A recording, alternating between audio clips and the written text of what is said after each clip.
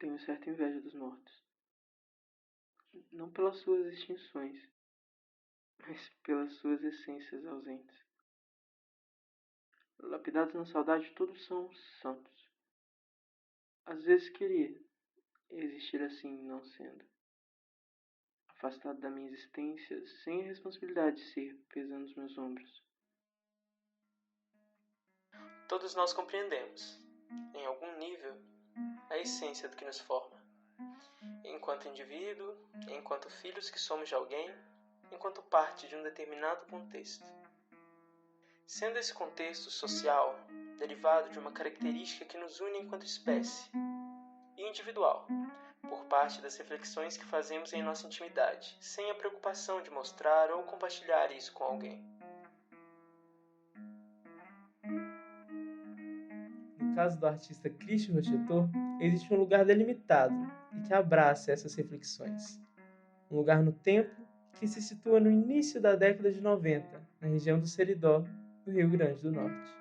Com uma criação que se desenvolveu praticamente dentro dessa experiência, em Jardim do Seridó, Rochetor encara seu processo de construção artística como uma necessidade, se agarrar a essas raízes não apenas como uma ideia de saudade, mas como possibilidade de guardar essas vivências e explorar o estranhamento de uma rotina que hoje, apesar das diferenças, se expressa através de um forte diálogo com esse local, no tempo e no passado que a gente não deixa morrer.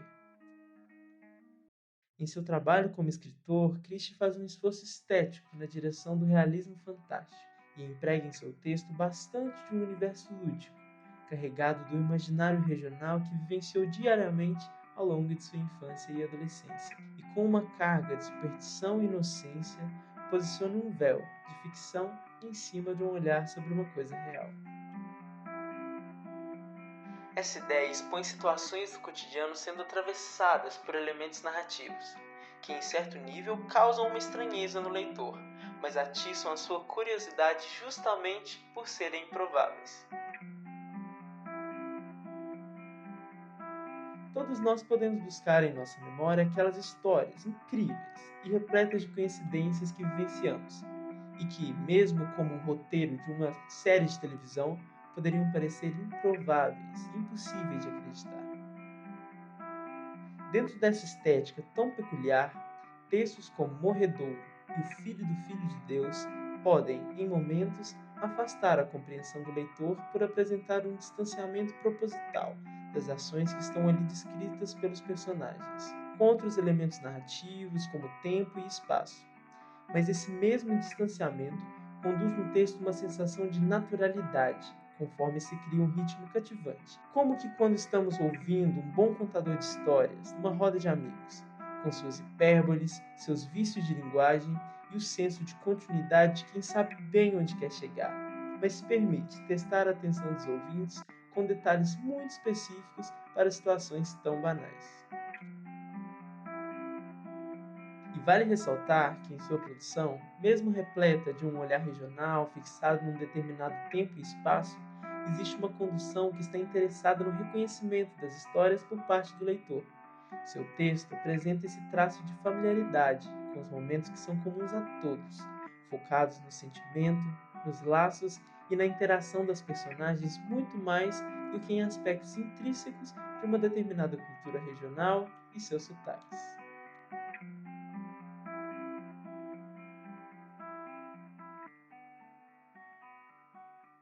Em nosso contato com o autor, para investigar um pouco das inspirações e das referências que atravessam a criação de Sombra Fria, Rochetor respondeu de forma direta quanto à herança visual de Kandinsky em seu processo de criação. A atenção que ele busca sempre ao descrever as sensações através de uma cor, de uma expressão através das relações visuais dentro do texto, assim como Kandinsky investigou a linha, a forma e o ponto como elementos de expressão na linguagem visual. A primeira vez que eu li Gabriel Garcia Marques foi o livro 100 Anos de Solidão, que eu encontrei por acaso dentro de casa, arrumando algumas coisas. E eu me lembro que foi uma leitura de tal modo arrebatadora que eu tive que ler o livro novamente. Assim que eu terminei, voltei para a primeira página e comecei a ler de novo. Eu não conhecia nada sobre Gabriel Garcia Marques, e eu me lembro que tinha uma força que lembrava muito o meu Seridó, lembrava muito as histórias lá de casa, o jeito que a gente contava as histórias dentro de casa, as mentiras, né? Aquelas mentiras de brincadeira, né? As histórias inventadas que a gente inventava para se distrair, né? Sobretudo o espanto diante do fantástico e a forma de interpretar essa realidade por meio da superstição. Então, quando eu li Gabriel Garcia Marques, a sensação que eu tive foi de descoberta. Eu não sabia que aquele fantástico poderia ser colocado na literatura. Eu não sabia que aquilo existia, de fato.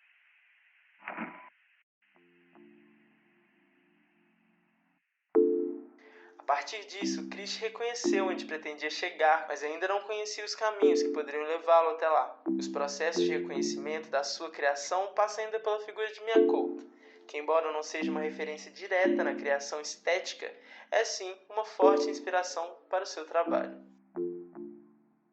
Sombra Fria. Esse é o primeiro lançamento de Christian Rochetto dentro da linguagem literária. O trabalho reflete sobre lembranças interioranas que estão no livro, transformadas em contos. E Sombra Fria é um local de repouso, como abaixo de um pé de algaroba, onde se contavam essas histórias e sobre o qual Rochetto comenta na epígrafe do livro. Sentávamos à sombra fria da algaroba para nos esconder do sol e contar histórias sobre a cidade, sobre os viventes, sobre os mortos, e enquanto o tempo passava nas costas do vento sem a gente ver. O sertão de Jardim do Seridó dá lugar a Itatundé, local onde os personagens de Sombra Fria interagem. E o livro nos faz um convite a entrar nesse ambiente cada vez mais nos atraindo para próximo do seu interior, e mais para o passado, para trás no tempo, aprofundando nas memórias e nos conectando com o universo que é proposto pelo autor.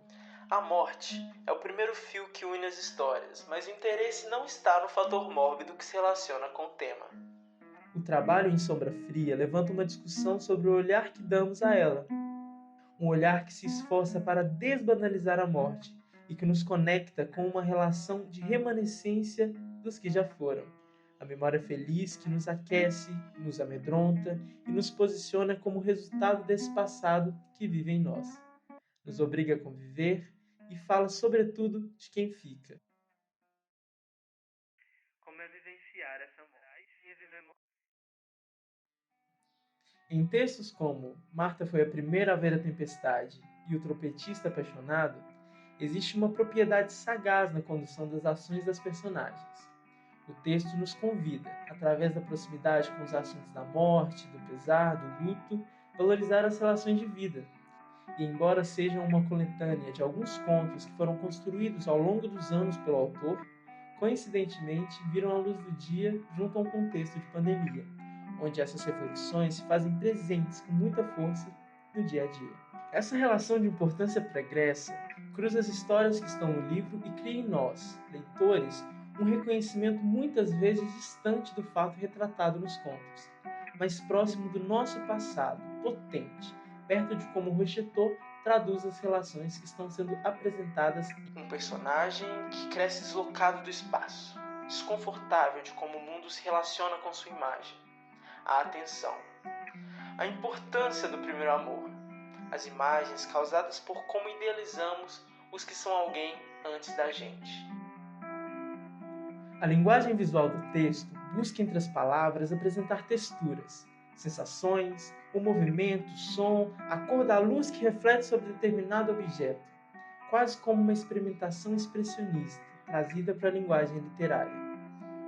Rochetto exalta o detalhismo em busca de uma aproximação junto ao leitor, mas não como uma apresentação plástica, estética ou meramente cenográfica, mas sim como exercício de verossimilhança e prova de domínio de todas as características fantásticas que se fazem presentes em Itatundé.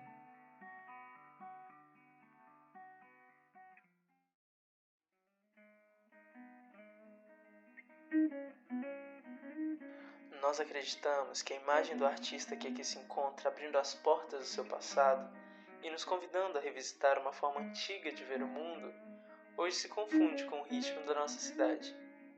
A todo instante, nos deparamos com a necessidade de ter momentos de sedução, quase subliminar, em que nossas relações nos distraem junto ao outro e nos convida a parar e a procurar a sombra fria para o nosso repouso.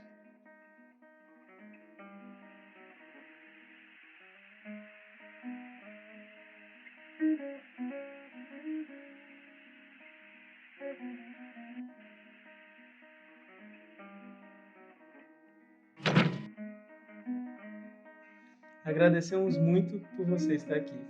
O Potiguar Arte Ensaio existe para potencializar, e a gente fica extremamente feliz em ver esse projeto sendo construído junto a vocês. Então, se você gostou do trabalho, vamos fazer ele chegar a mais pessoas?